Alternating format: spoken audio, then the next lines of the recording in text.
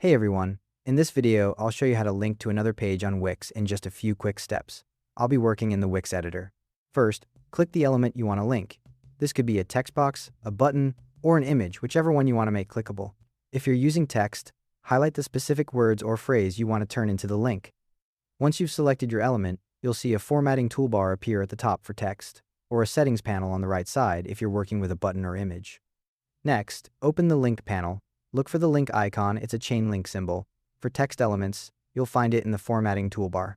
For buttons, it'll be in the settings panel on the right. Click that icon. A pop-up window will appear showing you all the different linking options.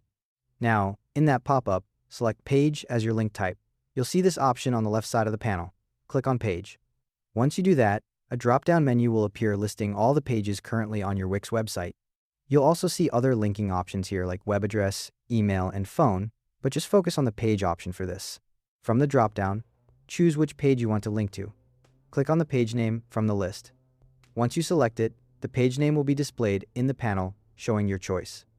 At this stage, you can also decide whether you want the link to open in the current window or in a new browser window. Finally, click Done at the bottom of the link panel to save your link. The panel will close, and you'll be back in the editor with your link now active.